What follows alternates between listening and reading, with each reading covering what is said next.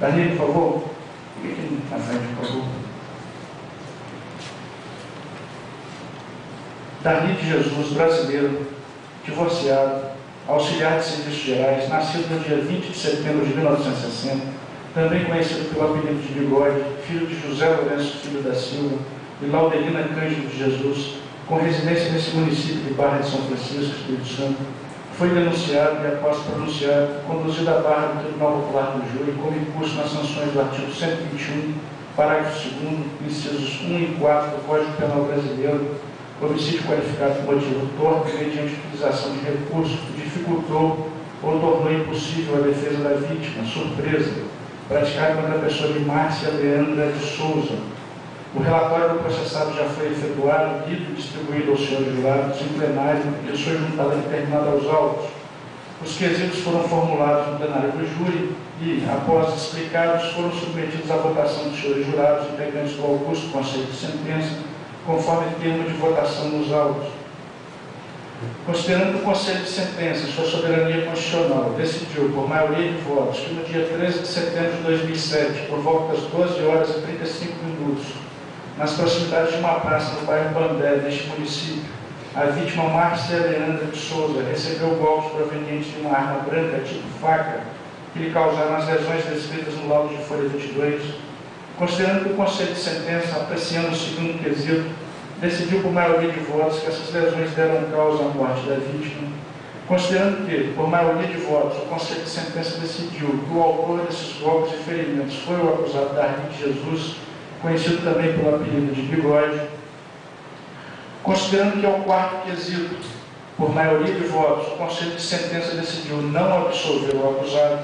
considerando que, ao quinto quesito, o Conselho de Sentença, por maioria de votos, decidiu que o acusado Darlene de Jesus, vulgo Bigode, não agiu sob o domínio de violenta emoção, logo em seguida a injusta provocação da vítima, afastando a tese de homicídio privilegiado, considerando que, ao sexto quesito, o Conselho de Sentença, por maioria de votos, decidiu quanto à qualificadora subjetiva que o acusado cometeu o crime por motivo torpe,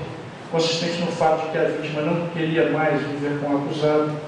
considerando, por fim, que, ao sétimo quesito, que diz respeito à qualificadora objetiva, o Conselho de Sentença, também por maioria de votos, decidiu que o acusado agiu mediante recurso e dificultou ou tornou impossível a defesa da vítima, surpresando-a quando ela levava os filhos para a escola, ficando, enfim, reconhecida a tese de homicídio qualificado, julgo procedente à pretensão punitiva estatal para condenar como condenado tenho o réu Darlene de Jesus como incurso nas sanções do artigo 121, parágrafo 2º, incisos 1 e 4 do Código Penal Brasileiro. Em obediência ao princípio constitucional da individualização da pena, artigo 5º,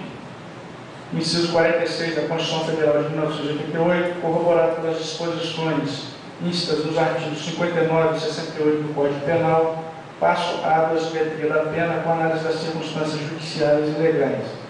A culpabilidade evidenciária é bastante reprovada. Antecedentes criminais, ou seja, os fatos anteriores à vida do acusado, estão maculados pelo registro de uma outra ação penal em desfavor do acusado pela prática do crime de porte ilegal de arma de fogo, previsto no artigo 14 da Lei Federal nº 10.826/2003. A personalidade do agente, embora a existência de dois registros criminais, não parece estar totalmente voltada para a prática de delitos. A sua conduta social é boa, motivos já valorados do reconhecimento da qualificadora do motivo torpe, o comportamento da vítima não contribuiu para o resultado, de modo que não justifica a conduta do acusado, as circunstâncias do crime, ou seja, o estado de ânimo do réu, as condições de tempo, lugar, maneira de agir, ocasião, atitudes durante e depois do crime são totalmente desfavoráveis ao acusado, que agiu em plena luz do dia, à vista de seus próprios filhos e no meio da rua, tendo se evadido do local logo em seguida. As consequências do crime devem ser sopesadas também em seu desfavor, haja visto o abalo que a retirada de uma vida sempre provoca, e lutando para sempre os lares dos familiares da vítima, sendo oportuno um registro que o acusado deixou 3 pobres e independentes filhos, órfãos de mãe, e por que não dizer órfãos de pai também, órfãos de crianças.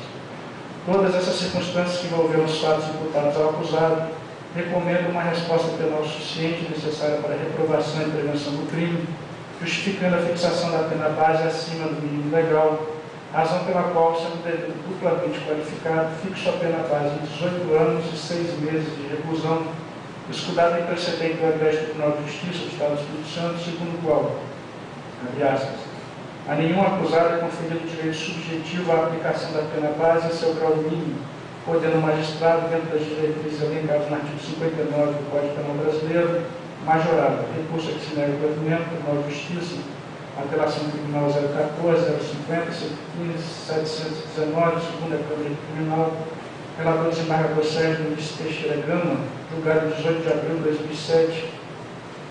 não incidem em atenuantes e agravantes, não vislumbra a ocorrência da confissão, porquanto não se pode admitir confissão parcial dos fatos. Em relação às agravantes, registro do meu entendimento que a circunstância prevista no artigo 61, inciso 2, letra E, não pode ser levada em consideração porque a vítima era companheira do acusado, não seu cônjuge,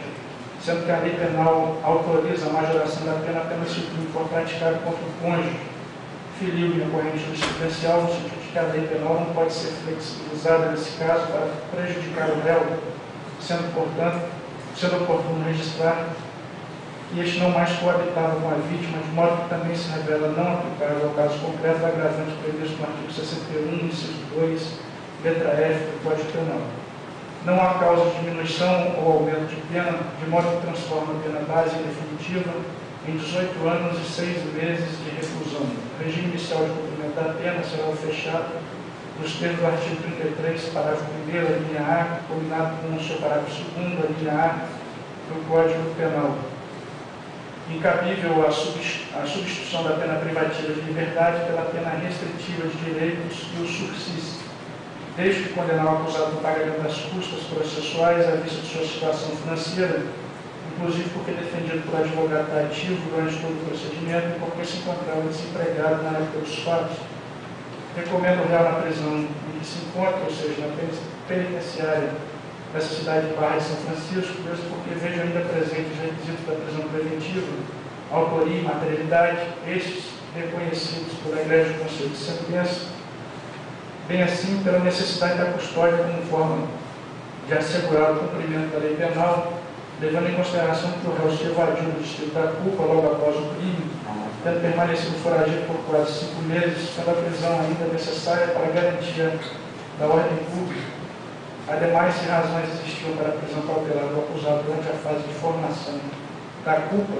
as razões tornaram-se ainda mais fortes agora em razão da condenação,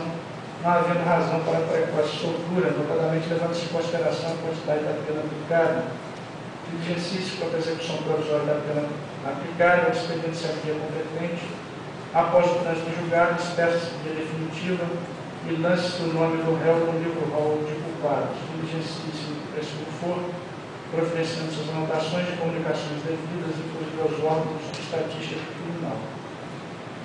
Do apresento publicado em plenário do Tribunal do Júri, e dela intimadas as partes, regis, sala das sessões do Egrégio do Tribunal Popular do Júri, da comarca de Barra de São Francisco, Estado do Espírito Santo, aos 24 dias do mês de junho do ano de 2009. Fica assim encerrada a presente sessão.